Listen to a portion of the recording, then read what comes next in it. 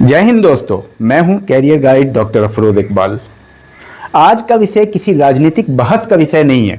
ये सीधे सीधे हमारे विद्यार्थियों, प्रतियोगी परीक्षाओं की तैयारी कर रहे युवाओं और उनके परिवारों से जुड़ा हुआ है।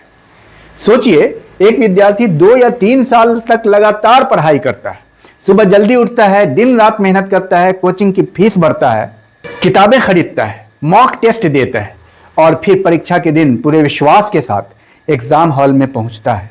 लेकिन कुछ समय बाद उसे पता चलता है परीक्षा रद्द कर दी गई है। अब सवाल यह है कि उस विद्यार्थी की मेहनत का क्या होगा, उसके समय का क्या होगा, उसके पैसे का क्या होगा और सबसे महत्वपूर्ण इसके मानसिक दबाव को कौन समझेगा। हाल में झारखंड JSSC CGL परीक्षा को लेकर एक ऐसी विवाद सामने आया। परीक्षा रद्द करने और पुरानी परीक्षा में संभावित अनियमितताओं की जांच की बात कही गई है। लेकिन आज हमारा उद्देश्य किसी व्यक्ति, पार्टी या सरकार पर आरोप लगाना नहीं है।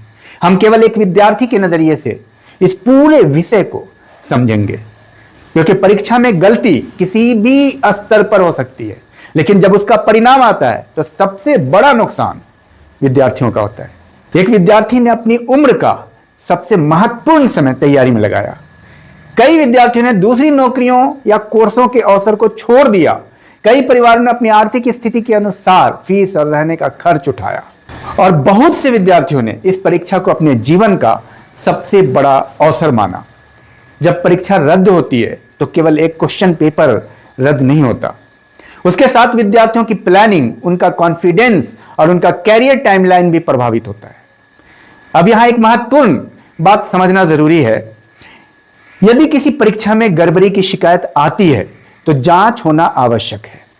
निष्पक्ष परीक्षा और ट्रांसपेरेंट रिक्रूटमेंट सिस्टम हर विद्यार्थी का अधिकार है, लेकिन जांच और दोबारा परीक्षा की प्रक्रिया ऐसी होनी चाहिए जिसमें ईमानदारी से तैयारी करने वाले विद्यार्थियों को कम से कम नुकसान हो। उदाहरण के लिए, क्या री एग्जाम की तारीख पर्याप्त समय देकर घोषित की जाएगी? क्या विद्यार्थियों को एज रिलैक्सेशन मिलेगा? क्या एप्लीकेशन फी दोबारा ली जाएगी? क्या पहले परीक्षा दे चुके विद्यार्थियों को कोई विशेष सुविधा मिलेगी? और क्या पूरी प्रक्रिया समयबद्ध तरीके से निश्चित समय पे पूरी होगी या नहीं? यह सवाल केवल एक राज्य या एक परीक्षा के सवाल नहीं है। यह सवाल उन सभी विद्यार्थियों के हैं जो UPSC, SSC, railway, banking, police, शिक्षक भर्ती और राज्य स्तरीय परीक्षाओं की तैयारी कर रहे हैं। अब इस स्थिति में विद्यार्थियों को क्या सीखना चाहिए? सबसे पहली सीख, अपनी पूरी उम्मीद केवल एक परीक्षा पर मत रखिए। इसका अर्थ यह बिल्कुल नहीं है कि आप अपने लक्ष्य को लेकर गंभीर नहीं रहें। इसका अर्थ है कि अपनी तैयारी को इस तरह व्यवस्थित करें कि एक परीक्षा में देरी या बदलाव होने पर आपकी पूरी जर्नी नहीं रुक जाए, आप अटक जाएं कि अब क्या होगा। यदि आप SSC की तैयारी कर रहे हैं तो उससे जुड़े दूसरे एग्जाम को भी समझिए।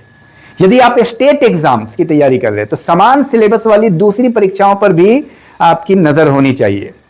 और दूसरी सीख, ऑफिशियल इंफॉर्मेशन पर भरोसा कीजिए, सोशल मीडिया र्यूमर्स पर नहीं। बहुत सारे साइट्स गलत मैसेज फैलाते हैं, बहुत सारे यूट्यूबर फेक न्यूज देते हैं। जब भी परीक्षा से जुड़ी कोई ब्रेकिंग न्यूज आती है तो विद्यार्थी अक्सर WhatsApp group, social media post देखकर परेशान हो जाते हैं। लेकिन हर वायरल मैसेज सही नहीं होता। आपको ऑफिशियल वेबसाइट, ऑफिशियल नोटिस और ऑथराइज्ड इंफॉर्मेशन को प्राथमिकता देनी चाहिए। किसी भी निर्णय से पहले देखिए कि नोटिफिकेशन वास्तव में जारी हुआ है या नहीं। और तीसरी सीख, परीक्षा की खबरों के कारण अपनी तैयारी बंद मत कीजिए। कई बार विद्यार्थी परीक्षा रद्द होने या रिजल्ट डिले होने की वजह से पढ़ाई छोड़ देते हैं। उन्हें लगता है कि अब क्या करें, रहने दो, जो हो रहा है होने दो। लेकिन यही समय आपकी तैयारी को मजबूत करने का हो सकता है। अपने कमजोर टॉपिक की लिस्ट बनाइए, प्रीवियस ईयर क्वेश्चन दोबारा हल कीजिए, मॉक टेस्ट का एनालिसिस कीजिए, करंट अफेयर्स को व्यवस्थित कीजिए और अपनी आंसर राइटिंग और स्पीड पर काम कीजिए। याद रखिए, परीक्षा का कैलेंडर आपके हाथ में नहीं होता है, लेकिन आपकी तैयारी आपके हाथ में होती है। और एक बात अभिभावकों के लिए भी जरूरी है, यदि किसी विद्यार्थी की परीक्षा रद्द होता है, कोई भी परीक्षा रद्द होती है, तो उसे यह मत कहिए कि तुमने फिर समय बर्बाद कर दिया। यह विद्यार्थी पहले से ही तनाव में है, उसे आलोचना नहीं, क्लैरिटी और इमोशनल सपोर्ट की जरूरत है। उससे पूछिए अब आगे की स्ट्रेटजी क्या होगी। कौन सी परीक्षाएं आने वाली है, किस टॉपिक पर ज्यादा काम करना है और हम तुम्हारी तैयारी में किस तरह मदद कर सकते हैं। क्योंकि प्रतियोगी परीक्षा केवल नॉलेज का टेस्ट नहीं होता, ये पेशेंस, अनसर्टेनिटी और प्रेशर को संभालने की भी परीक्षा होती है। और आज के विषय का सबसे बड़ा संदेश यही है, परीक्षा रद्द होने पर सवाल उठाना जरूरी है, लेकिन अपनी तैयारी रोक देना समाधान नहीं है। विद्यार्थी को ट्रांसपेरेंट और रिलायबल एग्जामिनेशन सिस्टम मिलना चाहिए। परीक्षा एजेंसी और संबंधित संस्थाओं की अकाउंटेबिलिटी तय होनी चाहिए। जांच निष्पक्ष और समयबद्ध होनी चाहिए, लेकिन जब तक फाइनल क्लैरिटी नहीं आती, विद्यार्थियों को अपनी एनर्जी रूमर्स और आर्ग्यूमेंट्स में नहीं बर्बाद करना चाहिए, बल्कि प्रिपरेशन में लगानी चाहिए। आप अपने लक्ष्य को एक एग्जाम से नहीं, अपनी लॉन्ग टर्म प्रिपरेशन से जोड़िए, क्योंकि एक परीक्षा रद्द हो सकती है, एक नोटिफिकेशन बदल सकता है, एक रिजल्ट देर से आ सकता है, लेकिन यदि आपकी मेहनत, आपकी स्ट्रेटजी और आपका डिसिप्लिन मजबूत है तो आपका कैरियर किसी एक परीक्षा के फैसले से खत्म नहीं होता। मैं हूं career guide doctor Afroz Iqbal. अगर आप भी किसी कॉम्पिटिटिव एग्जाम की तैयारी कर रहे हैं तो कमेंट में बताइए, क्या परीक्षा रद्द होने की स्थिति में विद्यार्थियों को एज रिलैक्सेशन और एप्लीकेशन फी वेवर मिलना चाहिए कि नहीं? आपकी राय महत्वपूर्ण है। वीडियो उपयोगी लगा हो तो इसे उन विद्यार्थियों तक जरूर पहुंचाइए जो किसी कॉम्पिटिटिव एग्जामिनेशन की तैयारी कर रहे हैं।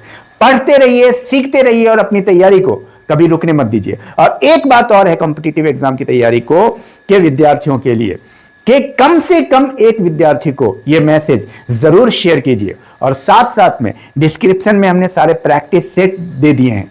डेली का 15 क्वेश्चन करेंट अफेयर्स और सारे mathematics, history, polity, geography, GS, science, सारे प्रैक्टिस सेट हैं। उसको आप डेली बेस पे प्रैक्टिस कर सकते हैं। और साथ में जीके बेसिक कोर्स है। जो विद्यार्थी बिल्कुल नया है, वो एक नए तरीके से शुरुआत करना चाह रहा है, बिल्कुल बेसिक लेवल से, उसके लिए जीके बेसिक कोर्स है। जीके बेसिक कोर्स की हेल्प आप ले सकते हैं। Thank you, all the best.